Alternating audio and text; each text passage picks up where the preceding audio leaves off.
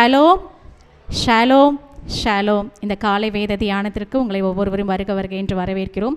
இப்பொழுதும் யாத்ராகமம் 3ஆம் அதிகாரத்தை தியானிக்கும்படியாக கடந்து வந்திருக்கிறோம். முதலாவதாக நாம் தேவனை நோக்கி பார்ப்போம். எங்கள் அதிகமாக நேசிக்கின்ற எங்கள் அன்பின் பரலோக தந்தையே, ஆசீர்வதிக்கப்பட்ட இந்த காலை வேலைக்காக உமக்கு நன்றி செலுத்துகிறோம் தகப்பனே. அப்பா, இந்த நாளிலும் இந்த யாத்ராகமம் 3ஆம் அதிகாரத்தோடு எங்கள் தேவன் எங்களோட என்ன வார்த்தையோடு இடைப்பட சித்தமாக இருக்கிறீரோ அப்பா, உம்முடைய சித்தம் எங்கள் மத்தியில் வார்த்தையாய் வெளிவரும்படியாக உம்முடைய கரத்தில் முழுவதுமாக அர்ப்பணிக்கிறோம்ப்பா. எங்கள் மாமிசம் ஒன்றும் வெளிப்படாதபடி தேவ சித்தம் எங்கள் மத்தியில் வெளிப்படும்படியாக உம்முடைய சமூகத்தில் எங்களை தாழ்த்தி ஒப்புக் கொடுக்கிறோம். எங்கள் பரிசுத்த ஆவியானவரே, நீரை பொறுப்படுத்திக் கொள்வீராக, பாதுகாத்து நடத்துவீராக. இயேசுவின் ரத்தம் ஜெயம். இயேசுவின் நாமத்தில் பிதாவே, ஆமென் ஆமென் ஆமென். நாம் எல்லாரும் அமரலாம். இப்பொழுதும் இந்த யாத்ராகமம் 3ஆம் அதிகாரத்திற்கு நேராக நாம் கடந்து வந்திருக்கிறோம். இந்த யாத்ராகமம் 2ஆம் அதிகாரத்திற்கும் இந்த யாத்ராகமம் 3ஆம் அதிகாரத்திற்கும் இடைப்பட்ட வருடம் எவ்வளவென்று உங்களால் கணிக்க முடியுமா? கிட்டத்தட்ட பார்த்தா அது ஒரு 40 வருட ஒரு தூரமாக காணப்படுகிறது. மோசே, நம்ம சென்ற அதிகாரத்தில் கூட பார்த்தோம், மோசே என்ன பண்ணுறாரு, அங்கே இருக்கிற ஒரு எகிப்தியனை கொன்று அந்த பார்வோனுக்காக பயந்து அங்கிருந்து தப்பி ஓடி வருகிறார். அந்த எகிப்திலிருந்து அவர் தப்பி ஓடி வரும் பொழுது அவருடைய வயது 40 வயதாக இருக்கிறது. அந்த 40 வயதில் எகிப்திலிருந்து பயத்தோடும் அடுத்தது என்ன செய்ய போகிறோம், நம்ம எங்கே இருக்க போகிறோம் அப்படின்ற ஒரு கேள்வியோடு மோசே அங்கிருந்து ஓடி வருகிறார். அந்த 40 வருடங்களாக அவர் மீதியான் வனாந்தரத்தில் ஒரு வாழ்க்கை வாழ்ந்து கொண்டிருக்கிறார். அதனால் இந்த 3ஆம் அதிகாரத்தில் மோசேயோட வயது 80 வயதாக இருக்கலாம் என்று எதிர்பார்க்கப்படுகிறது. இப்போது நம்ம ஒவ்வொருவரையும் மோசே இருந்த சூழ்நிலையில் நம்ம ஒப்பிட்டு பார்க்கலாமா? மோசே எப்படி இருந்தார்? பார்வோன் குமாரத்தினால் எடுத்து வளர்க்கப்பட்டு பார்வோன் அரண்மனையில் ஒரு இளவரசனாக வளர்ந்து அவர் ஒரு எபிரேயனை கொடுமைப்படுத்துறதை பார்த்துட்டு அந்த எகிப்தியனை கொன்று அடுத்த நாள் அந்த எகிப்தியன் மத்தியில் அவர்கள் மாட்டிக்கொள்ளக்கூடாது, இந்த பார்வோன் கிட்டேருந்து நான் தப்பித்து செல்ல வேண்டும் என்று அவருடைய இருதயம் எப்படி இருக்குன்னா, ஒரு பயத்தோடும் ஒரு கலக்கத்தோடும் அடுத்தது என்ன என்று விடை தெரியாதபடி இருக்கலாம். ஒருவேளை மோசையோட இடத்துல நம்ம வச்சு பார்ப்போமே, நம்ம அந்த இடத்துல எப்படி கலங்கி கொண்டிருப்போம், எப்படிப்பட்ட ஒரு பயத்தோடு அடுத்து எங்கே போகிறதுன்ற கேள்வியோடு நாம் சென்று கொண்டிருப்போம். அப்போ அந்த இடத்துல அவர் எங்கே போகிறாருன்னா, அவர் மீதியான் தேசத்துக்காக போகிறாரு. அந்த கடந்த அதிகாரத்தில் 12ஆம் வசனத்துலேருந்து 15ஆம் வசனம் வரைக்கும் பார்க்க போனால் கூட அந்த எந்த எபிரேயர்களுக்காக அவர் அந்த கொலை செய்தாரோ அவர்களே அவரை ஏற்றுக்கொள்ள மனதில்லாதபடி இருந்தார்கள். அப்போது வெறுக்கப்பட்ட ஒரு சூழ்நிலை, ஒரு தள்ளப்பட்ட ஒரு சில ஒரு பயத்தோடும் ஒரு திகிலோடும் இருந்த ஒரு சூழ்நிலையில் அவர் இருந்தார். ஆனால் மோசேயும் சரி பார்வோனும் சரி ஒரு சாதாரண மனிதர்கள் கிடையாது. பார்வோன் எகிப்தின் ராஜாவாக இருந்தார். அப்போது மோசே அடுத்த பார்வோன் ராஜாவாக நியமிக்கக்கூடிய வகையில் கூட இருந்திருக்கலாம். ஆனால் அவர் அந்த இடத்துலேருந்து தப்பி ஓடி அந்த பயத்தோட திகிலோட மீதியான் தேசத்துக்கு போகிறாரு. அப்போ அங்கே மோசே யாருன்னு பார்த்தா அந்த மீதியான் தேசத்தில் யாருக்குமே தெரியாது. அப்போது இவர் எகிப்தில் என்ன செஞ்சார், எதற்காக இங்கே ஓடி வந்தார், அவர் அங்கே ஒரு குற்றவாளியாக அங்கேருந்து ஓடி வந்தாரா அப்படின்னு எந்த டீட்டெயில்ஸும் மோசையை பற்றி மீதியான் தேசத்தில் இருக்கவங்களுக்கு தெரியாது. அப்போ அங்கே போய் மோசே என்ன பண்ணார், ஒரு புதிய வாழ்க்கையை அவர் ஆரம்பிக்கிறாரு. அப்போது அங்கே இருக்கிற ஒரு ஆசாரியனுடைய மகளை அவர் திருமணம் செய்து பிள்ளைகளோடு ஒரு குடும்ப வாழ்க்கையை அவர் ஆரம்பிக்கிறார். அப்போது 40 வருடங்கள் அவர் மீதியான் தேசத்தில் அவர் கழிந்தது. அப்போது வீடு இல்லாமல் இருந்த மோசேக்கு அந்த மீதியான் தேசம்தான் வீடாக மாறியது. அவனுக்கும் குடும்பம் இருந்துச்சு. அப்போது பிள்ளைகள் வந்தாங்க. அப்போ எகிப்தில் அவருடைய வாழ்க்கை எப்படி இருந்துச்சுன்னா, ஒரு தோல்வியாக மாறி அவமானப்படுத்தப்பட்ட ஒரு வாழ்க்கையாக அந்த திரும்பி போகக்கூட முடியாத அளவுக்கு அவருடைய மனதில் அந்த காயங்கள் இருந்திருக்கலாம். ஆனால் இப்போ மோசேக்கு 80 வயதாகிறது. அப்போ அவருடைய எதிர்காலம் பற்றி என்ன செய்யறதுன்ற தெரியாத சூழ்நிலை, மீதமான வாழ்க்கையை இப்படியே வாழ்ந்துடலாம். நம்ம கூட நினைப்போம், நமக்கு எதிர்காலத்தை பற்றி ஒரு கேள்விக்குரிய ஒரு பயமும் இருக்கும் பொழுது நம்ம ஒரு இடத்துல கம்ஃபர்ட் ஆன பிறகு என்ன பண்ணுவோம், அந்த இடத்துல அப்படியே நம்ம இருந்துடலாம், இப்படியே நம்முடைய வாழ்க்கையை கழிச்சிடலாம் அப்படின்னு சொல்லி நம்ம கூட நினைக்கலாம். ஆனால் நம்மை அழைத்த தேவன் நம்மை ஒரு நாளும் மறப்பதில்லை. ஹல்லேலூயா. அவர் நம் ஒவ்வொருவருக்காரும் ஒரு திட்டத்தையும் ஒரு தீர்மானத்தையும் வைத்திருக்கிறார். அதே போலதான் மோசேயும் சரியான நேரத்தில் மோசேயை தேவன் அழைக்கிறார். அதுதான் இந்த 3ஆம் அதிகாரத்தில் நாம் இன்று பார்க்க போகிறோம். இன்னைக்கும் தேவன் நம்ம இடத்தையே பேச விரும்புகிறார். அவர் எப்படி பேச போகிறார் அப்படின்னா, நம்ம சுற்றி இருக்கிற சூழ்நிலைகளை வைத்து தான் நம்ம பேச போகிறாரு. அவர் வந்து நீ கடந்த காலத்தை திரும்பி கூட பார்க்க முடியாத அளவுக்கு நம்முடைய வாழ்க்கையில் எத்தனையோ சோகங்கள், பயங்கள், கசப்புகள், காயங்கள் இருக்கலாம். ஆனால் தேவன் அழைத்த அழைப்பு உண்மையுள்ளதாக இருக்கிறது. ஹல்லேலூயா. அப்போது அவர் அழைத்தார் என்றால் நிச்சயமாகவே அவர் நடத்துவார். அப்போது மோசே எந்த பயத்தோடும் திகிலோடும் வந்தாலும் தேவன் இந்த அதிகாரத்தில் மோசேயை அழைக்கப் போகிறார். அப்போது நம்பிக்கை இல்லாதவர்களாய் காணப்படுகிற நம் ஒவ்வொருவரோடும் இந்த அதிகாரத்தோடு தேவன் இன்று இடைப்பட போகிறார். இந்த அதிகாரத்திற்கு நான் ஒரு தலைப்பு கொடுக்கிறேன். மோசேயை வருங்கால ஜனங்களை காப்பாற்றும்படியாக ஒரு இரட்சகனாக தேவன் அழைக்கிறார் என்று.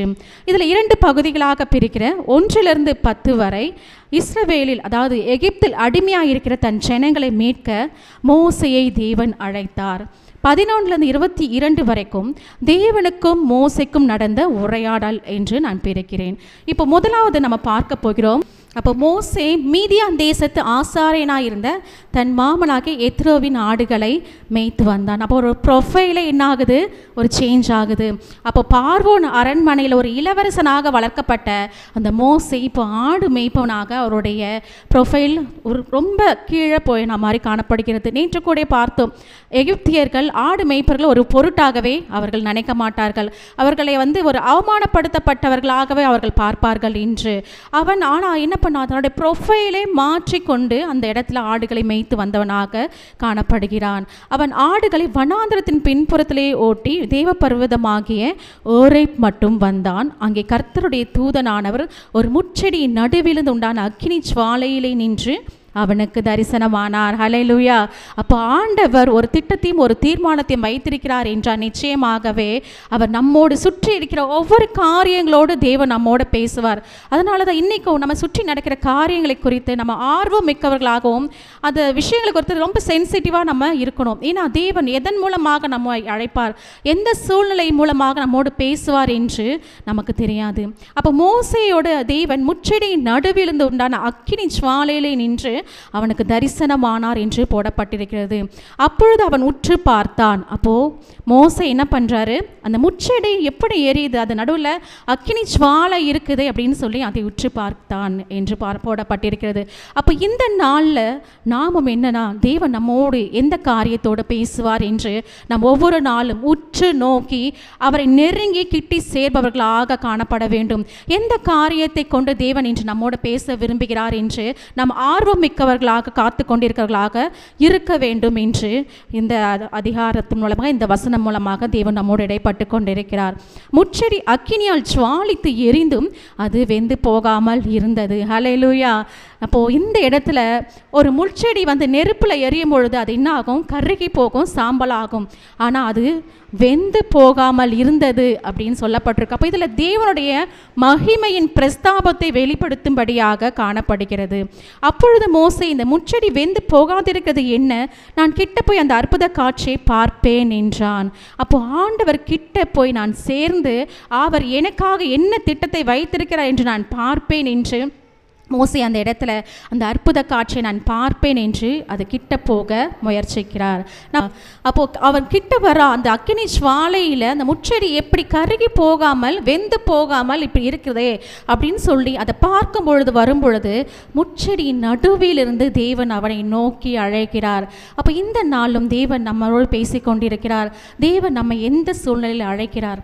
இந்த நாளில் கூட ஆண்டவர் நம்மோடு பேசி கொண்டிருக்கிறார். மகனை மகளை நான் ஊழியத்திற்கு உன்னை அழைத்தேனே, நீ கேட்டும் கேளாதவள் போல் இருக்கிறாயே அப்படின்னு சொல்லி கூட நிறைய நேரத்தில் நம்மோடு தேவன் பேசி கொண்டிருக்கலாம்.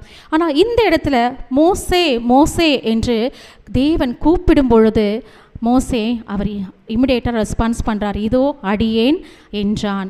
அப்போது இந்த நாளில் கூட நம்ம பார்க்க போகிறோம் ஆண்டவர் எப்படி நம்மோடு பேச விரும்புகிறார் என்ற அந்த காரியத்தை குறித்து நாம் ஆர்வம் மிக்கவமாக உள்ளவர்களாகவும் சுற்றி நடக்கிற காரியத்தை குறித்து நாம் சென்சிட்டிவாக இருக்கணும் அப்படின்னு சொல்லி இந்த வார்த்தைகள் மூலமாக தேவன் நம்மோடு இடைப்பட்டு கொண்டிருக்கிறார். அப்பொழுது அவர் இங்கே கிட்டி சேராயாக உன் கால்களில் இருக்கிற பாதரட்சியை கழற்றி போடு, நீ நிற்கிற இடம் பரிசுத்த பூமி என்றார். ஹல்லேலூயா.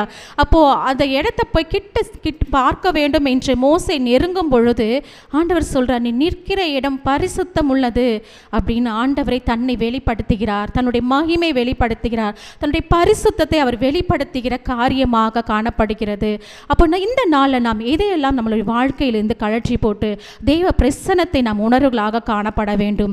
உலக பிரகாரமான கவலைகள் காயங்களை நாம் எல்லாம் விட்டு தூர போட்டு ஆண்டவருடைய பிரசன்னத்தை நாம் முழுவதுமாக அங்கீகரித்து அவரிடத்தில் கிட்டி சேர வேண்டும்.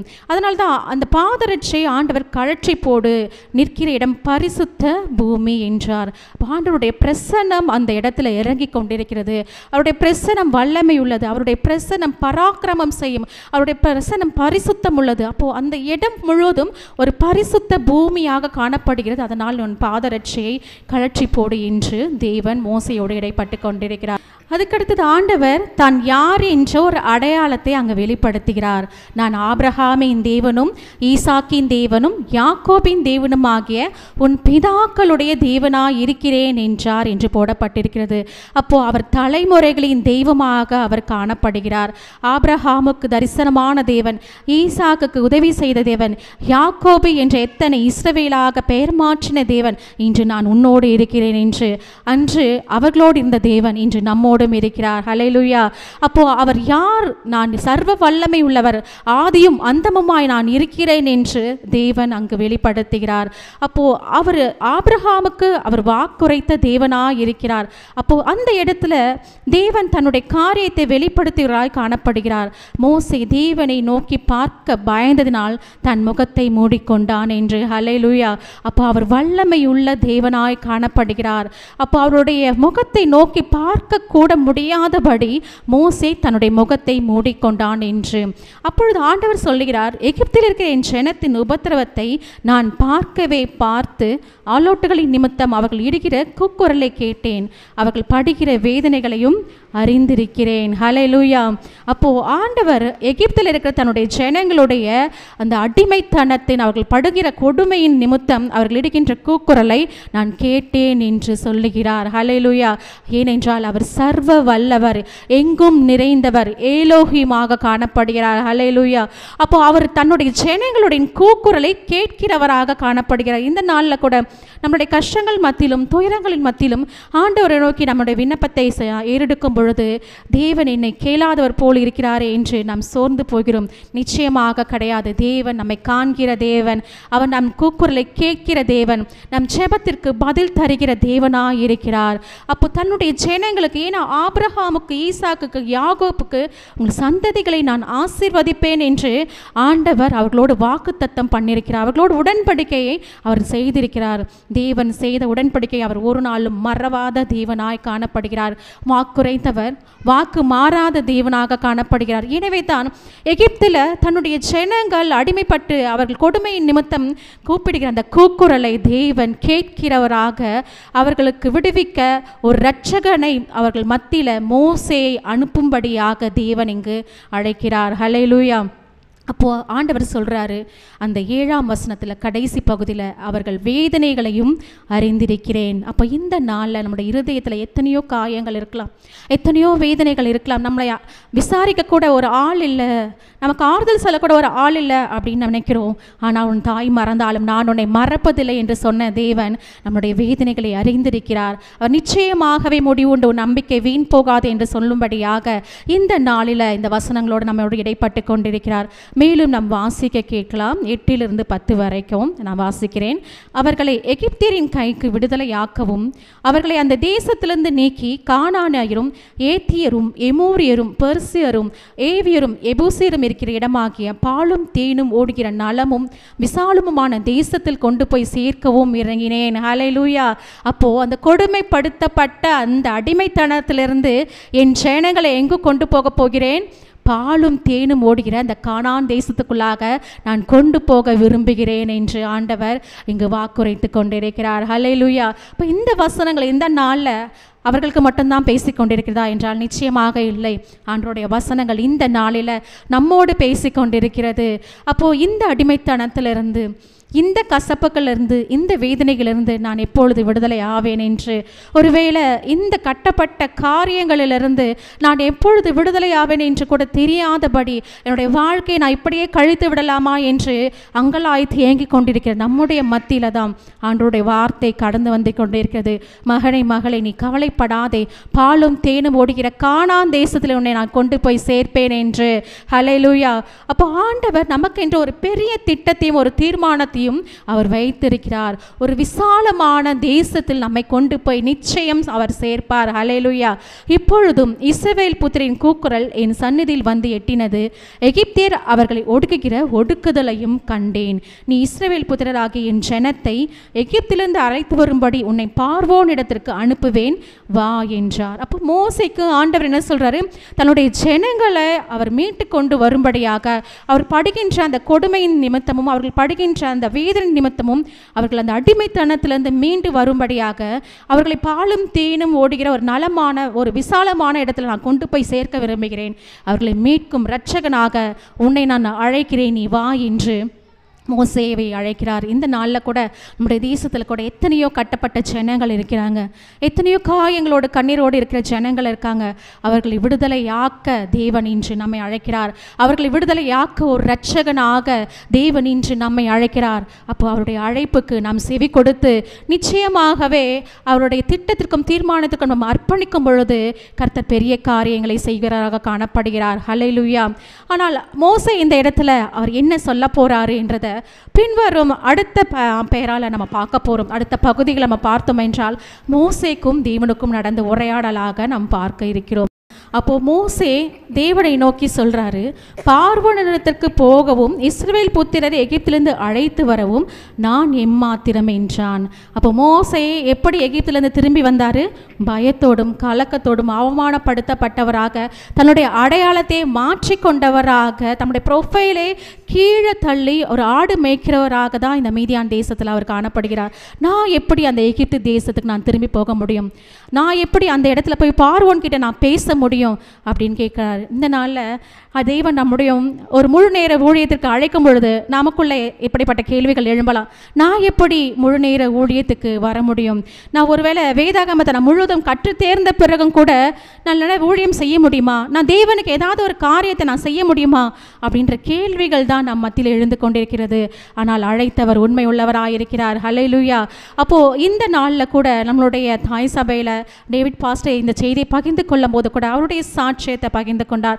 அவர்களை முழு நேர ஊழியத்திற்கு அழைக்கும் பொழுது என்னுடைய பொருளாதாரத்தை எப்படி, ஏன்னா சாரா பாஸ்டர் ஏற்கனவே முழு நேர ஊழியத்தில் இருந்தாங்க, அப்போ குடும்பத்துக்கான தேவைகளை நான் எப்படி சந்திப்பேன் அப்படின்னு சொல்லி அவர் யோசித்து கொண்டிருக்கும் பொழுது தேவன், பிதாவாகிய தேவன் எல்லோரையும் போஷிக்கிறவராக இருக்கிறார் என்று அறிந்து அவர் தன்னை ஒப்பு கொடுத்தார். அதே போல் பாஸ்டர் கிறிஸ்டினா அவர்களும் அவங்களுடைய சாட்சியத்தை சொல்லும் பொழுது சொன்னாங்க, அவங்களுடைய முழு நேர ஊழியத்துக்கு அழைக்கும் பொழுது என்னுடைய பொருளாதார தேவைகளை நான் எப்படி சந்திக்க முடியும்? நான் முழு நேரம் நான் ஊழியத்தில் வந்துட்டா என்னுடைய தேவைகள், என்னுடைய பொருளாதாரத்தில் என்னோட பிரச்சனைகளை எப்படி நான் சந்திக்க முடியும்? என் பண தேவைகளை நான் எப்படி சந்திக்க முடியும் அப்படின்னு நினைக்கும் பொழுது ஆண்டவர்களோடு இடைப்பட்டார். உன்னை அழைத்தவர் உண்மை உள்ளவராயிருக்கிறேன், உன்னை போஷிக்க நான் வல்லவராயிருக்கிறேன் என்று ஒப்பு கொடுக்கும் பொழுது அவர்களை இன்றளவும் நிறைவாய் ஆண்டவர் போஷித்து நடத்தி வருகிறார். ஊழியத்தின் பாதையிலும் அவர்களை பலமாக எடுத்து பயன்படுத்தி வருகிறார் என்பதே உண்மையாக காணப்படுகிறது. அப்போ இந்த நாளில் கூட ஆண்டவர் நம்மை ஊழியத்திற்கு அழைக்கலாம். எந்த திட்டத்திற்காக, எந்த தீர்மானத்திற்காக தேவன் நம்மை அழைக்கிறார் என்று அவருடைய கிட்டி சேரும்பொழுது தான் தேவன் நமக்கு வெளிப்படுத்துகிறாராக அவர் காணப்படுகிறார். எப்படி மோசே அந்த முச்செடியை கிட்டி சேரும் பொழுது தன்னுடைய ஜனங்களை மீட்க உன்னை இரட்சகராக அனுப்புவேன் என்று தேவன் அந்த காரியத்தை வெளிப்படுத்தினாரோ, இந்த நாளில் ஆண்டவர் அழைத்த அழைப்புக்கு நாம் கிட்டி சேரும் பொழுது அவர் நம்மை குறித்த, நம்முடைய திட்டத்தை குறித்த ஒரு வெளிப்பாடுகளை நமக்கு தருகிறவராக காணப்படுகிறார். ஒருவேளை இந்த ஊழியத்தை செய்யறதுக்கு எனக்கு தகுதியே இல்லை, நான் எப்படி செய்ய முடியும் அப்படின்னு நம்ம நினைக்கலாம். ஆனால் ஒரு நேரத்தில் ஒருத்தர் டாக்டராக படிக்கலாம், ஒரு நேரத்தில் இன்ஜினியராக படிக்கலாம். ரொம்ப ரேராக டாக்டருக்கும் படிப்பாங்க, இன்ஜினியருக்கும் படிப்பாங்க. ஆனால் அழைத்த தேவன் யார் என்று பார்த்தால் அவர் சர்வ வல்லமை உள்ள தேவனாக காணப்படுகிறார். ஹல்லேலூயா.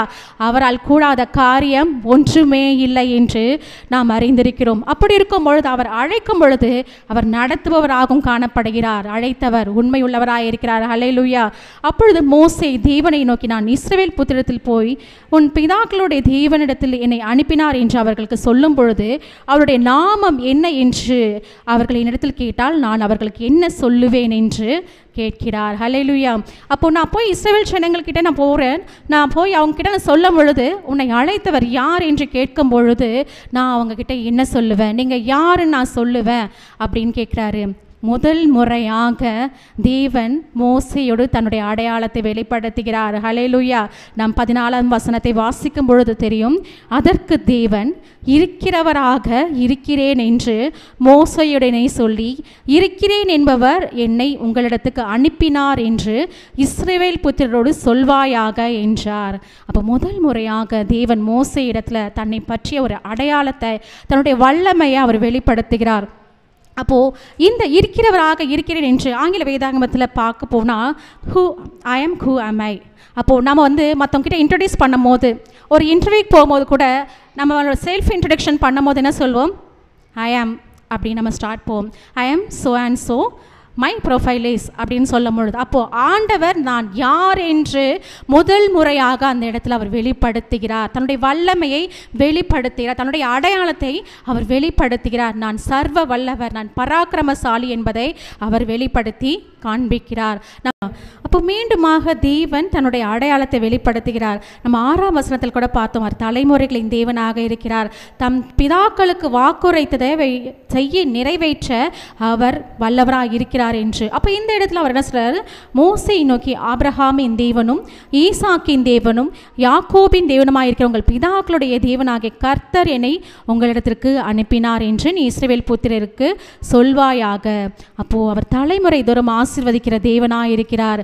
நம்மளுடைய காரியத்தை கூட, நம்முடைய ரட்சிக்கப்பட்ட அனுபவத்தை நம்மளுடைய பிள்ளைகளுக்கு சொல்லும் பொழுது, அவர்கள் பிள்ளைகளிடத்துக்கும் சொல்லும் பொழுது, அவர் நம்முடைய தேவனாக மட்டுமல்ல, நம்முடைய தலைமுறைகளின் தேவனாக அவர் காணப்படுகிறார். எந்த சூழ்நிலையிலிருந்து ஆண்டவர் நம்மை ரட்சித்தார் என்பதை நாம் மற்றவர்களுக்கு சொல்லும்படியாக நாம் காணப்படுகிறோம். அவர் இந்த இடத்துல நான் அவர்களுடைய தேவனாக இருக்கிறேன், இன்று உங்களுடைய தேவனாக இருக்கிறேன் என்று நம் மத்தியில் வாக்குரைத்து கொண்டிருக்கிறார். ஹல்லேலூயா. அப்போ நீ போய் அதை சொல்லு, நான் உன்னுடைய பிதாக்களுடைய தேவனாக இருக்கிற நான் தான் அதை சொன்னேன் என்று நீ போய் உன் காரியத்தை வெளிப்படுத்து என்று தேவன் அவருக்கு அதிகாரத்தை கொடுக்கிறார். அப்போது இந்த ஜனங்களை மீட்க உன்னை நான் இரட்சகனாக நான் தெரிந்தெடுத்திருக்கிறேன், நீ போய் என் காரியத்தை நடப்பி என்று தேவன் அழைக்கிறார். அப்போ என்றைக்கும் இதுவே என் நாமம், தலைமுறை தோறும் இதுவே என் பேர் பிரஸ்தாபம். ஹல்லேலூயா. இந்த சர்வ சிருஷ்டிகர் ஆகிய கர்த்தர் தன்னை வெளிப்படுத்துகிற காரியமாக அவர் காணப்படுகிறார். அவர் தலைமுறைகளின் தேவன் என்பதை இந்த இடத்துல வெளிப்படுத்தி கொண்டிருக்கிறார். அது மாத்திரமல்ல, அடுத்த வசனம் சொல்லுது, இஸ்ரவேலின் மூப்பரை கூட்டி அவர்களிடத்தில் ஆபிரகாம் ஈசாக்கு யாக்கோபு என்பவர்களை தேவனாக இருக்கிற உங்கள் பிதாக்களுடைய தேவனாகிய கர்த்தர் எனக்கு தரிசனமாகி. அப்போ மீண்டுமாக அவர் பிதாக்களுடைய தேவனாக இருக்கிறேன் என்று, ஏனென்றால் அவர் பிதாக்களுக்கு அவர் வாக்கு உரைத்திருக்கிறார், நான் உன்னை சந்ததியை ஆசீர்வதிப்பேன் என்று. அப்போ அவர் வாக்குரைத்தவர் வாக்கு மாறாதவராக இருப்பதற்காகவே தன்னுடைய ஜனங்களின் கூக்குரலை கேட்டு அவர்களை அந்த ஒடுக்கத்திலிருந்து நீக்கி பாலும் தேனும் ஓடுகிற அந்த கானான் தேசத்திற்கு கொண்டு போகிறவராக அவர் காணப்படுகிறார். ஏனென்றால் மலைகள் விலகினாலும் பர்வதங்கள் நிலை பெயர்ந்தாலும் அவர் கிருபை நம்மை விட்டு விலகாது. வானமும் பூமியும் ஒழிந்து போனாலும் அவருடைய வார்த்தை ஒரு நாளும் ஒழிந்து போகாது. அப்போ அவர் நமக்கு வாக்குத்தத்தம் பண்ணி இருந்தால் நிச்சயமாகவே அவர் நிறைவேற்ற வல்லவராக இருக்கிறார். ஹல்லேலூயா. உங்களை நிச்சயமாக சந்தித்து எகிப்தில் உங்களுக்கு செய்யப்பட்டதை கண்டேன் என்றும் அப்போ அவர் கண்மை காண்கிற தேவனாக காணப்படுகிறார். ஹல்லேலூயா. அப்போ மோசக்கிட்ட என்ன சொல்கிறாரு, நீ போய் அந்த ஜனங்கிட்ட சொல்லு, நான் உன்னை இந்த அடிமைத்தனத்தில் இருந்து பாலும் தேனும் ஓடுகிற அந்த கானான் தேசத்துக்கு உங்களை நான் கொண்டு போவேன் அப்படின்னு சொல்லு அப்படின்னு ஆண்டவர் சொல்கிறாரு. அப்போ அவருடைய ஆசீர்வாதத்தை நீ போய் அந்த மக்களிடத்துல சொல்லு அப்படின்னு சொல்லும் பொழுது அவர்கள் உன் வாக்குக்கு செவி கொடுப்பார்கள். அப்போ ஆண்டவர் அவருடைய இருதயத்தை ஆராய்ந்து அறிகிற தேவனாக காணப்படுகிறார். அப்பொழுது நீயும் இஸ்ரவேலின் மூப்பரும் எகிப்து ராஜாவினிடத்தில் போய், எபிரோடைய தேவனாகிய கர்த்தர் எங்களை சந்தித்தார், இப்பொழுதும் நாங்கள் வனாந்திரத்தில் 3 நாள் பிரயாணம் போய் எங்கள் தேவனாகிய கர்த்தருக்கு பலியிடும்படி எங்களை போகவிட வேண்டும் என்று சொல்லுங்கள். அப்போது அந்த பார்வோன் கிட்ட போய் நீங்கள் போய் கேளுங்க, என் ஜனங்களை என்கிட்ட திருப்பி கொடுங்க, நாங்கள் 3 நாள் பிரயாணம் போய் எங்கள் தேவனுக்கு நாங்கள் ஆராதனை செய்ய வேண்டும், எங்கள் தேவனுக்கு நாங்கள் பலியிட வேண்டும் என்று சொல்லுங்கள் என்று ஆண்டவர் சொல்கிறாரு. ஆனால் 19ஆம் வசனத்தில் சொல்கிறாரு, எகிப்தின் ராஜா கைவல்லமை கண்டால் ஒழிய உங்களை போகவிடான் என்று நான் அறிவேன். அப்போ ஆண்டவர் யார் என்பதை அந்த எகிப்தியன் பார்வோனும் அறிய வேண்டும் என்பதே தேவனுடைய சித்தமாக இருக்கிறது. அப்போ தேவனுடைய கை வல்லமையை கண்டால் ஒழிய அவன் உங்களை போக விடமாட்டான் என்றும் தேவன் அறிந்திருக்கிறார். அப்போது கடந்த காலத்தையும் நிகழ்காலத்தையும் எதிர்காலத்தையும் அவர் அறிந்திருக்கிற தேவனாயிருக்கிறார். அதனால் நம்மை குறித்த சித்தத்தை அவர் வெளிப்படுத்த அவர் தயாராக இருக்கிறார். இந்த நாளில் கூட நம்மை அழைத்த தேவன் நம்ம எதிர்காலத்தை குறித்து நம்ம சோர்ந்து போய் காணப்படலாம், ஆனால் அவர் நம்மை குறித்து பெரிய திட்டத்தை வைத்து நம்மை அழைத்து கொண்டே இருக்கிறார். ஹல்லேலூயா. அப்போ 20ஆம் வசனத்தில் சொல்கிறாங்க, நான் என் கையை நீட்டி எகிப்தின் நடுவில் நான் செய்யும் சகலவித அற்புதங்களாலும் அதை வாதிப்பேன். அப்போது அந்த பார்வோன் ராஜா அதனுடைய இருதயத்தை கடினமாக்கி ஆண்டவருடைய வல்லமையை அங்கே காண்பிக்க வேண்டும் என்பதற்காக தேவன் இந்த இடத்துல அவருடைய கை வல்லமையை அவர் கையை நீட்டி அநேக அற்புதங்கள்னால அதை வாதிப்பேன் என்று நம்ம பார்த்துருக்கிறோம். 10 வித வாதைகளினால் அந்த எகிப்து மக்களை கர்த்தர் வாதித்தார் என்று. கடைசியில் தலைச்சன் பிள்ளை சங்காரத்தினால தான் அந்த எகிப்தின் ராஜாவுடைய மனம் மாறியது என்று நம்ம அடுத்த அதிகாரத்தில் நம்ம வாசிக்கும் பொழுது அதை நம்ம தெரிந்து கொள்ள போகிறோம். அப்போது அந்த இடத்துல அந்த அற்புதத்தை கண்ட பிறகு தான் அவன் உங்களை போக விடுவான் என்று தேவன் சொல்லுகிறார். அப்போ இந்த ஜனங்களுக்கு எகிப்தியரின் கண்களை தயவு கிடைக்க பண்ணுவேன். அப்போ அந்த ஜனங்களை என்ன பண்ணுவாங்க, இவங்களுக்கு உதவி செஞ்சு நீங்கள் போங்கன்னு சொல்கிற அளவுக்கு கூட நான் அவர்கள் கண்களில் தயவு கிடைக்க பண்ணுவேன். அப்போ இந்த நாளில் மனிதர்கள்கிட்ட நம் தயவை எதிர்பார்ப்பதை விட நம் தேவனிடத்தில் அண்டி அவரை கிட்டி சேரும் பொழுது தேவ தயவும் மனித தயவும் நமக்கு கிடைக்க செய்வார். ஹல்லேலூயா. அப்போ நீங்கள் போகும்போது வெறுமையாய் போவதில்லை. அப்போ இத்தனை நாள் அந்த ஜனங்கள் எகிப்தில் எப்படி இருக்காங்கன்னா, ஒரு அடிமையை போல வெறும் ஒரு சாப்பாடு மட்டும்தான் அவங்களுக்கு ஊதியமாக கிடைக்கப்பட்டதற்கு, அவர்களுக்கு ஒரு தனி சம்பளம் கூட இல்லை அப்படின்றத நம்ம பார்த்துருக்கிறோம். அப்போது அவர்கள் ஒரு அடிமையை போல இருந்த காரியத்தில் இருந்து அவர்கள் வெறுமையாய் போவதில்லை என்று சொல்லப்பட்டிருக்கிறது. ஒவ்வொரு ஸ்திரீயும் தன் தன் அயலாகத்திலிடத்திலும் தன் தன் வீட்டில் தங்குகிற வெள்ளியுடைமையும் பொன்னுடைமைகளும் வஸ்திரங்களையும் கேட்டு வாங்குவாள். ஏன்னா எகிப்தியர்கள் அவ்வளோ ரிச் பீப்புள், ஒரு பணக்காரர்களாக காணப்பட்டார்கள். அப்போ இந்த அடிமைகளாக காணப்பட்ட இந்த ஜனங்கள் அவங்க கிட்ட இருந்து வாங்குவாங்க அப்படின்னு சொல்றாரு ஆண்டவர். அப்போ அவர்களே கொடுப்பார்கள் என்றபடி அது காணப்படுகிறது. அவைகள் உங்கள் குமாரருக்கும் உங்கள் குமார்த்திகளுக்கும் தரிப்பித்து எகிப்தியரை கொள்ளையிடுவீர்கள் என்றார். அப்போ நான் உன்னை வெறுமையாய் விடமாட்டேன் என்று தேவன் இன்று வாக்கு தத்தம் பண்ணி கொண்டிருக்கிறார். அப்போ ஆண்டவரை நம்பி நான் வந்தேன், நான் வெறுமையா நிற்கிறேன்னு சொல்றதுக்கு இன்னைக்கு நமக்கு ஒன்றுமே இல்லை. நிச்சயமாகவே தேவன் நம்மை வெறுமையாய் விடமாட்டார். எப்படி மோசே 80 வயதில் தேவனால் அழைக்கப்பட்டாரோ, இந்த நேரத்தில் எனக்கு வயதாகிவிட்டது, என்னால் ஒன்றுமே செய்ய முடியாது, எனக்கு பலவீனம் தான் இருக்குது, நான் எப்படி தேவனுடைய அழைப்புக்கு பாத்திரவானாக இருப்பேன் அப்படின்னு கேட்கிற நம்முடைய மத்தியில் தான் ஆண்டவருடைய வார்த்தை இடைப்பட்டு கொண்டிருக்கிறது. ஒருவேளை நம்முடைய கடந்த கால வாழ்க்கையில் எத்தனையோ காரியங்கள் நடந்திருக்கலாம்.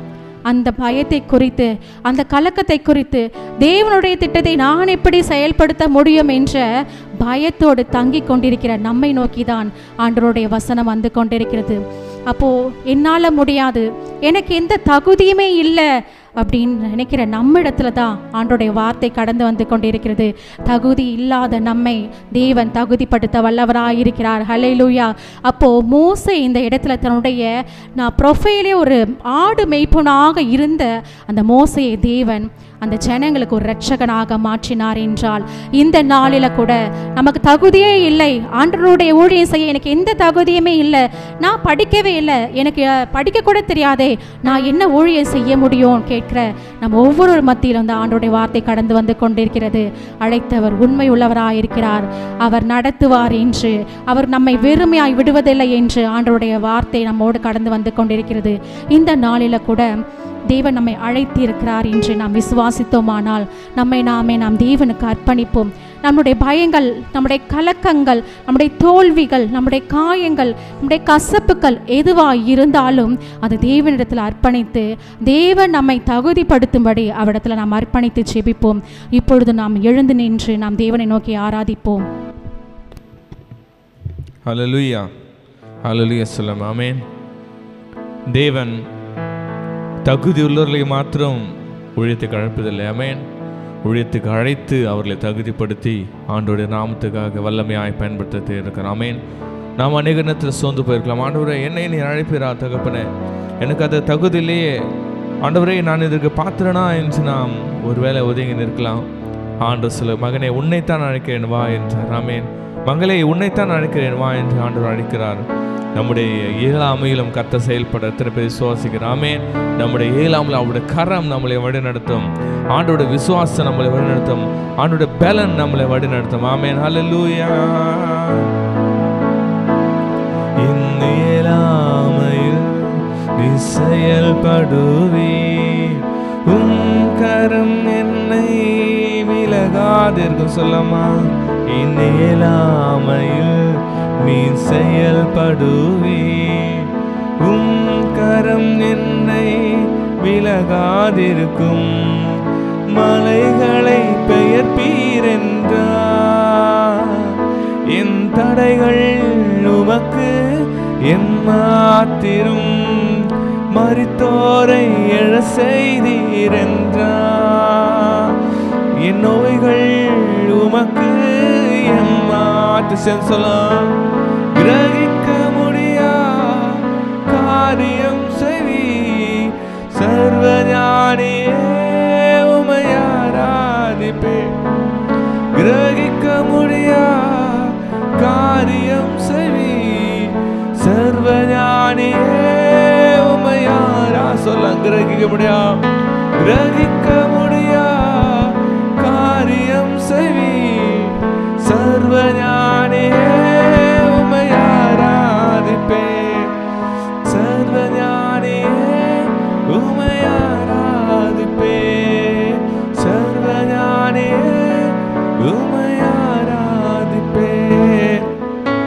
ஸ்தோத்திரம் ஸ்தோத்திரம் ஸ்தோத்திரிக்கிறோம் அப்பா, உம்மை துதிக்கிறோம் துதிக்கிறோம் தகப்பனே. அப்பா நல்லவரே வல்லவரே போதுமானவரே அப்பா, உமக்கு நன்றி நன்றி நன்றி அப்பா. அப்பா இந்த நாளுக்காக உமக்கு நன்றி செலுத்துகிறோம் தகப்பனே. இந்த நாளிலும் தகப்பனே, யாத்திராகமம் 3வது அதிகாரத்தில்ப்பா நீர் எங்களோடு கூட இடைப்பட்டிருக்கீங்க ராஜா.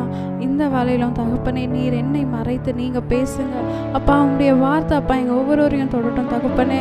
அப்பா உங்களுடைய பிரசனத்தினால அப்பா இந்த இடத்த நீங்கள் நிரப்புவீராக அப்பா. எல்லாவற்றையும் உங்களுடைய கருத்தில் நான் ஒப்பு கொடுக்குறேன் இயேசுவின் நாமத்தினால் பிதாவே, ஆமென்.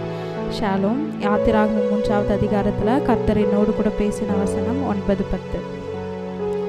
இப்பொழுதும் இஸ்ரவேல் புத்திரரின் கூக்குரல் என் சந்நிதியில் வந்து எட்டினது. எகிப்தியர் அவர்களை ஒடுக்குகிற ஒடுக்குதலையும் கண்டேன். நீ இஸ்ரவேல் புத்திரராகிய என் ஜனத்தை எகிப்திலிருந்து அழைத்து வரும்படி உன்னை பார்வோனிடத்துக்கு அனுப்புவேன் வா என்றார். இந்த வசனங்களை நம்ம பார்க்கும்போது இஸ்ரவேல் ஜனங்களுடைய கூக்குரலை கர்த்தருடைய சமூகத்தில் எட்டினதுனால தான் ஆண்டவர் அவங்களுடைய நெருக்கத்தை பார்த்தார். மோசையை அழைத்து என் ஜனங்களை விடுவிக்க நீ பேச வேண்டும் என்று சொல்லும்போது மோசே சொல்கிறாரு, நான் திக்கு நாவும் மந்த நாவை உடையவனாக இருக்கிறேன். நான் ஏற்கனவே ஜனங்களால் புறக்கணிக்கப்பட்டிருக்கிறேன். எப்படி ஜனங்கள் நான் சொல்கிறத கேட்பாங்க, ஏற்றுக்கொள்வாங்கன்னு சொல்லிட்டு மோசைக்குள்ளே பார்த்தீங்கன்னா பழைய அவருக்குள்ளே இருந்த பழைய காயங்கள், தோல்விகள், அவருடைய பழைய நிலையை அவர் பார்க்குறார். ஆனால் ஆண்டவர் சொல்கிறாரு, நீ எகிப்துக்கு போக தான் வேண்டும், நீ போகணும் அப்படின்னு சொல்கிறாரு. ஆனால் மோசே கர்த்தருடைய வார்த்தைக்கு கீழ்ப்படிஞ்சு போகிறாருன்றதை நம்ம பார்க்குறோம். ஆனால் அதோட முடிவு நமக்கு தெரியும். அவருடைய பழைய தோல்விகளெல்லாம் அவர் எதிர்கொண்டு போனதுனால அங்கே எகிப்தில் இருந்த 2 லட்சம் மாத்திரம்தான் கணக்கில் நம்ம வேதத்தில் பார்க்குறோம். ஆனால் 2 லட்சத்துக்கும் மேற்பட்ட மனிதர்களை அவர் விடுவித்தார். ஏன்னா ஆண்டவர் அவர் கூட இருந்ததுனால. ஆண்டவர் நமக்கும் ஒரு அழைப்பை வச்சிருக்காரு. ஆண்டவர் நம்ம வெகு தூரத்துக்கு கொண்டு போக போகிறாரு. இன்றைக்கும் மோசையை போல் நம்ம கடந்த காலத்தில் ஏற்பட்ட காயங்களை, தோல்விகளை, நம்ம பட்ட அவமானங்களை குறித்து நம்ம பேசி கொண்டிருந்தால் நம்மளால் முன்னேற முடியாது. கண்டிப்பாக நமக்குள்ளே இருக்கிற காயங்களை, நமக்குள்ளே இருக்கிற தோல்விகளை மாற்றக்கூடிய கிருபை பலன் கர்த்தர் மட்டும்தான் தர முடியும். இன்றைக்கும் நம்ம கர்த்தர்கிட்ட அந்த காயங்களை, தோல்விகளை மேற்கொள்ள நம்ம கர்த்தர்கிட்ட பலனை கேட்போம். எனக்குள்ளேயும் இந்த நேரத்தில் எனக்குள்ளே நிறைய சாட்சிகள் இருக்குது. அதனால் ஒரு சிலதை நான் உங்ககிட்ட ஷேர் பண்ணுறேன். நான் இந்த மினிஸ்ட்ரிக்கு வர்றதுக்கு முன்பதாக எப்போவுமே நம்ம சர்ச்சில் எல்லாமே வந்து ப்ராப்பராக நான் பாஸ்டர் வந்து பண்ண வச்சு தான் இங்கே இந்த அளவுக்கு வர முடியும். அப்படி நான் என்னை ஃபஸ்ட்டு நான் இந்த சண்டே சர்வீஸில் அனௌன்ஸ்மெண்ட் அந்த மாதிரி தான் எனக்கு கொடுப்பாங்க. ஆனால் என்னால் இந்த இடத்துல நிற்கக்கூட முடியாது, அந்தளவுக்கு ஒரு பயம். எப்படி நான் அந்த அனௌன்ஸ்மெண்ட் வாசிக்க கூட நான் பயந்துருக்கேன். ஆனால் அப்படியே காலங்கள் மாற மாற எல்லாம் இந்த அளவுக்கு ரேமா பண்ணுற அளவுக்கு கர்த்தர் இன்னைக்கு வந்து நிறுத்தியிருக்காரு. ஏன்னா அழைக்கப்பட்டவர்கள் அநேகராக இருந்தாலும் தெரிந்து கொள்ளப்பட்டவர்கள் ஒரு சிலர் என்று நம்ம பார்க்குறோம். அதுபோல் இன்றைக்கு நம்ம எல்லாரும் வந்து தெரிந்து கொள்ளப்பட்டவர்களாக இருக்கிறோம். ஆண்டவர் நம்ம எதுக்காக அழைச்சிருக்காரோ அந்த அழைப்பில் நம்ம போக வேண்டும். நமக்குள்ளே பல காயங்கள் இருக்கும், பல கஷ்டங்கள் இருக்கும், தோல்விகள் இருக்கும். நம்ம அதெல்லாம் பார்த்தா கண்டிப்பாக வந்து கர்த்தருடைய அழைப்புக்கு நேராக நம்மளால் போக முடியாது.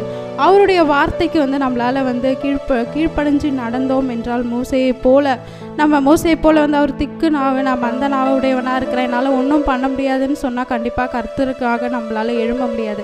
இன்றைக்கு நம்மளுடைய பழைய தோல்விகள் குடும்பத்தில் இருக்கலாம், நம்மளுடைய படிப்பின் நிமித்தம் நம்ம நிறைய தோல்விகளை பார்த்துருந்தோம். ஆனால் இன்றைக்கு நம்ம வந்து அவரை நோக்கி பார்த்தோம் என்றால் கர்த்தர் நம்ம லைஃப்லேயும் வந்து நன்மை செய்ய வல்லவராக இருக்கார். அவருடைய அழைப்புலையும் நம்மளால் போக முடியுன்றதை நம்ம இன்னைக்கு நம்ம பார்க்குறோம். இன்றைக்கு நம்மளை நம்ம ஒப்பு கொடுக்கலாம். எப்படி வந்து மோசே ஆண்டவருடைய வார்த்தைக்கு கீழ்ப்படிஞ்சு நடந்தாரோ இன்றைக்கும் நம்ம வந்து கர்த்தருடைய வார்த்தைக்கு கீழ்ப்படியலாம். சகலவற்றையும் மேற்கொள்ள பலனை கேட்கலாம். நம்மளை ஒப்பு கொடுத்து இந்த வேலையில் நம்ம ஜெபிக்கலாம். யாரெல்லாம் உன் வேலையை ஆண்டவர் அழைக்கிறார். ஆமென். எனக்கு தகுதி இல்லை, எனக்கு அந்த தாழ்வு மனப்பான இருக்கிறவங்களா ஆண்டவர் சொல்கிறார், மகனே நீ வா, நான் அவன் ஊழியத்துக்கு அழைக்கின்றேன். ஆமென். முடிந்தவர்கள் அப்படியே கொஞ்சம் முன்பாக வரலாமா? முன்பாக வந்து சொல்ல போகிற ஆண்டவரே இதோ அடியே மோசே சொன்னார். மோசையோட தகுதி ஆண்டவர் இதோ அடியே ஆண்டவரே நான் ஆண்டவருக்கு ஒப்பு கொடுத்தார். ஆண்டவர் தகுதியை பார்த்து நம்மளை கூப்பிடல. ஆண்டவர் நம்மளை இருதயத்தை பார்க்குறார். நம்ம கூட அநேக நேரத்தில் ஊழியத்தை வேணாம் ஆண்டவரே ஓடி ஓடி ஒளியலாம். ஆண்டவர் இன்னைக்கு நம்மளை தான் கூப்பிட்றார். மகனே வா, நான் உன்னோடு கூட இருக்கிறேன். மகனே வா, உன்னை பலப்படுத்துகிறேன். மகனே வா, நானே உனக்கு மகா பெரிய அரணமாக இருக்கிறேன் என்று ஆண்டவர் சொல்கிறார். ஆண்டவர் ஊழியத்துக்கு அழைக்கிறவங்களாம் முன்பாக வந்து ஆண்டவர் நம்ம அர்ப்பணிக்கலாமா? வெறும் கோலும் தையும் ஒரு பரிவாரமாகும், உம்மாலன்றி இதை யாரால் கூடும்? வெறும் கோலும் கையும் இரு பரிவாரமாகும், உம்மாலன்றி இதை யாரால் கூடும்? ஆகாயத்து பட்சிகளை போஷிப்பீரென்றார், என்னையும் போஷிப்பது நிச்சயமே. காட்டு புஷ்பங்களை உடுத்துவது நீரென்றால், என்னை குறவின்றி நடத்துவதும் நிச்சயமே. கிரகிக்க முடியா காரியம் செய்வியப்பா, சர்வ ஞானியே உமையாரா சொல்வா. கிரகிக்க முடியா காரியம் செய்வி சர்வ ஞானியே உமை சொல்லாம கிரகிக்க முடியா காரியம் செய்வி சர்வ ஞானியே உமையாராதிப்பே. கிரகிக்க முடியா காரியம் செய்வி அப்பா, சர்வ ஞானியே உமையாராதிப்பே. சர்வ ஞானியே உமை ஆராதிப்பே.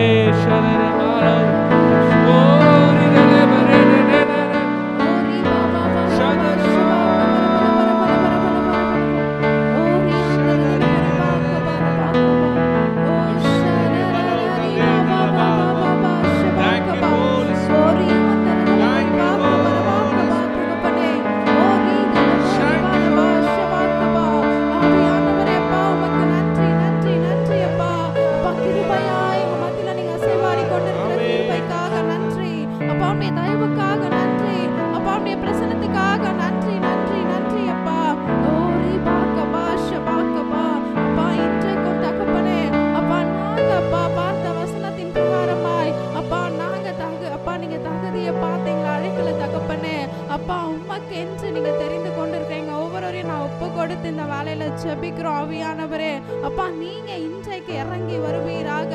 அப்பா, எங்க ஒவ்வொருவருக்குள்ள இருக்கிற எல்லா மன தாழ்மைகளை அப்பா, அந்த எங்களுக்குள்ள இருக்கிற எல்லா இன்செக்யூரிட்டியை நீங்க எடுத்து போடுங்க தகப்பனே.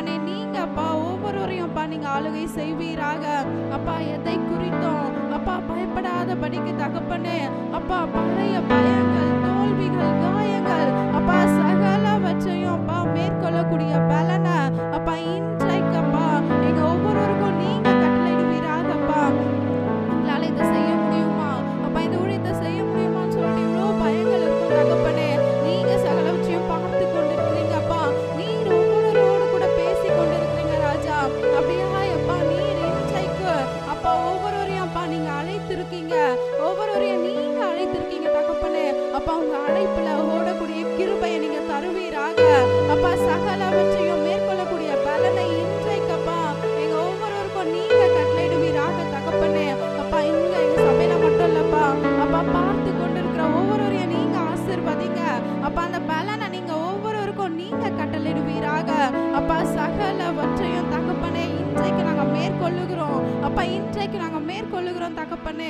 இன்றையிலிருந்து தகப்பனே எங்களுக்குள்ள அப்பா புதிய ஒரு அபிஷேகத்தை, புதிய ஒரு கிருபைகளை அப்பா நீர் எங்களுக்கு கட்டளையிடுவீராக. இன்னும் அப்பா நீர் எங்களுக்கு அழைத்த அழைப்புல ஓடக்கூடிய கிருபை எங்க ஒவ்வொருவருக்கும் நீங்க தருவீராக தகப்பனே.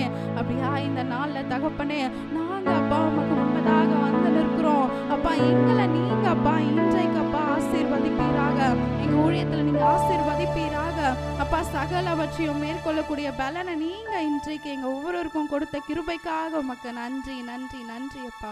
எல்லாவற்றையும் உம்முடைய கருத்துல ஒப்பு கொடுக்கிறோம் இயேசுவின் நாமத்தினால் பிதாவே, ஆமென். ஆமென். ஹல்லேலூயா. நம்மை அழைத்தவர் உண்மையுள்ளவர். மோசேயை அழைத்த தேவன் இன்றைக்கு நம்மையும் அழைக்கிறார். ஹல்லேலூயா. நம்ம இந்த நாள்ல கூட அவர் அழைத்த அழைப்பின் பாதையில நாம் சென்று கொண்டிருக்கிறோமா? ஒருவேளை இந்த நாள்ல நம்ம பயத்தோடு, பழைய தோல்வியோடு, அநேக இடத்துல நம்ம புறக்கணித்த அந்த அனுபவத்தோடு நம்ம வாழ்ந்து கொண்டு இருந்தோம் என்றால் இந்த நாள்ல கர்த்தர் நம்மை பார்த்து சொல்கிறார், நான் உன்னை அழைத்தேன், அந்த ஸ்தானத்தில் நீ நில்லு, நான் உன்னை உருவாக்குவேன் என்று. சில நேரத்துல நாமும் கூட நம்ம ஷெப்பர்டிங்ல, நம்ம அந்த செல் குரூப் அந்த ஷெப்பர்டிங்ல நம்மளுடைய வாஞ்சை நிறைவேறாததுனால, நம்ம எதிர்பார்த்தபடி இல்லாததுனால நம்ம ஆண்டவர் கொடுத்த ஊழியத்தை கூட, அந்த மெய்ப்பர்த்துவத்தை கூட விட்டு நம்ம பின்மாற்றத்தில் நம்ம போய் விடுகிறோம். இன்றைக்கு ஆண்டவர் சொல்லுகிறார், மோசேயை உருவாக்கின தேவன் நான், இருந்தவராகவே இருக்கிறேன். இங்கு வசனம் சொல்லுகிறது 14வது வசனம், அதற்கு தேவன் இருக்கிறவராகவே இருக்கிறேன் என்று மோசேயுடனே சொல்லி, இருக்கிறேன் என்பவர் என் உங்களிடத்தில் அனுப்பினார் என்று இஸ்ரவேல் புத்திரரோடு சொல்லுவாயாக என்று தேவன் சொல்லுகிறார். இன்றைக்கு ஆண்டவர் நம்மை பார்த்து சொல்லிக் கொண்டிருக்கிறார், இதோ நான் இருக்கிறவராகவே இருக்கிறேன் என்று. மோசேயை உருவாக்கின தேவன் இன்றைக்கு நான் உங்களை உருவாக்குவேன் என்று கர்த்தர் சொல்லுகிறார். எப்படி அந்த வனாந்திரத்துல மோசே அந்த 40 வருடம் ஆண்டவர் உருவாக்கினாரோ, இன்றைக்கு ஆண்டவர், ஒருவேளை நம்ம நினைத்து கொண்டிருக்கலாம், எனக்கு தகுதியே இல்லையே, நான் மோசேயை போல எனக்கு எந்த விதமான திறனும் இல்லையே என்று நம்மை நாமே தாழ்வு மனப்பான்மைக்குள்ளாக நம்மை நினைத்து கொண்டிருக்கலாம். கர்த்தர் சொல்லுகிறார், இன்றைக்கு நான் உன்னை உருவாக்குகிறேன். நீ என்னிடத்தில் நீ ஒப்பு கொடுப்பாயா? நீ உன்னுடைய அழைப்பில் மாத்திரம் நீ உறுதியாய் நில்லு. நீ பின்மாற்றத்துக்கு நீ போய்விடாதே. மோசே என்னை விட்டு வெகு தூரத்துக்கு ஓடின போதிலும் நான் நினைவு கூர்ந்து மீண்டுமாக அந்த அழைப்புக்கு நான் கொண்டு வந்து நிறுத்தினேன். இன்றைக்கு உன்னை ஒப்பு கொடுப்பாயானால் நான் உன்னை எடுத்து பயன்படுத்துவேன் என்று கர்த்தர் சொல்லுகிறார். ஒரு விசையாக நம்ம கண்களை மூடி தேவனை நோக்கி பார்ப்போமா? இந்த வேளையில கூட எங்களை அர்ப்பணிக்கிறோம்ப்பா. அநேக நாட்கள்ல நாங்களும் மோசே போல நீர் அழைத்த நோக்கத்தை மறந்துவிட்டு நாங்க பின்மாற்றத்துல வனாந்திரமான வாழ்க்கைக்கு நாங்க ஓடி போய் விடுகிறோம். இந்த நாள்ல மோசே எடுத்து பயன்படுத்தின தேவன் இருக்கிறவராகவே இருக்கிற தேவன் இன்றைக்கு எங்களையும் எடுத்து பயன்படுத்துங்க. எங்களிடத்துல காணப்படுகிற பயங்கள் அப்பா, இதோ தாழ்வு மனப்பான்மை, பழைய தோல்விகள், ஆண்டவரே எத்தனையோ இடத்துல கண்ட புறக்கணிப்புகள் எங்களை மேற்கொள்ளாதபடிக்கு நாங்கள் தொடர்ந்து முன்னேறி செல்ல, உம்முடைய அழைப்புல நாங்க தரித்து நிற்க, அப்பா உம்முடைய ஊழியத்தை நிறைவேற்ற எங்களுக்கு நீங்க பலனை தாங்கப்பா. அழைத்தவர் உண்மை உள்ளவர் ஆண்டவரே. நாங்க தகுதி இல்லை என்றாலும் எங்களை நீங்க தகுதியாய் நீங்க உருவாக்குவீங்க ஆண்டவரே. அப்பா இதோ மோசேய திக்கு நாமும் அந்த நாமும் உடைய மோசேய ஆண்டவரே, அப்பா நீங்க எடுத்து பயன்படுத்தினீரே. அநேக மக்களுக்கு ரட்சகராய் நீங்க ஏற்படுத்தினீரே. அர்ப்பணிக்கிறோம் ஆண்டவரே. எங்களையும் எடுத்து பயன்படுத்துங்க. உடைய ஊழியத்தை அப்பா நாங்கள் நிறைவேற்ற, தொடர்ந்து நாங்கள் முன்னேறி செல்ல, அப்பா எங்கள் வாழ்க்கையில வருகிற எல்லா போராட்டங்களையும் சவால்களையும் நாங்கள் எதிர்கொள்ள இன்றைக்கு நீர் எங்களுக்கு பலனை கொடுத்ததுக்காக உமக்கு நன்றி செலுத்துகிறோம். இந்த கரத்துல எங்களை அர்ப்பணித்து ஜெபிக்கிறோம். சகல துதி கன மகிமை உமக்கு ஒருவருக்கே ஏறெடுக்கிறோம். இயேசுவின் ரத்தம் ஜெயம், இயேசுவின் நாமத்தினால் பிதாவே, ஆமென், ஆமென். ஷாலோம். கர்த்தர் தாமே உங்கள் ஒவ்வொருவரையும் ஆசீர்வதிப்பாராக. ஷாலோம். கடைசி ஆசீர்வாதத்துக்கு நேராக கைகளை விரித்துக்கொள்ளும். ஈவரக்கா அடோனாய் வயீஷ்மரக்கா யா ஏர் அடோனாய் பனவ் அல்லக்கா விஹுனக்கா ஈஷா அடோனாய் பனவ் அல்லக்கா வயசம் லக்கா ஷாலோம், வயசம் லக்கா ஷாலோம். கர்த்தர் உன்னை ஆசீர்வதித்து காக்க கடவர். கர்த்தர் தன் முகத்தின் மேல் பிரகாசிக்க பண்ணி உன்மேல் கிருபையா இருக்க கடவர். கர்த்தர் தன் முகத்தை உன்மேல் பிரசன்னமாக்கி உனக்கு சமாதானம் கட்டளையிட கடவர். ஹல்லேலூயா, ஹல்லேலூயா, ஹல்லேலூயா.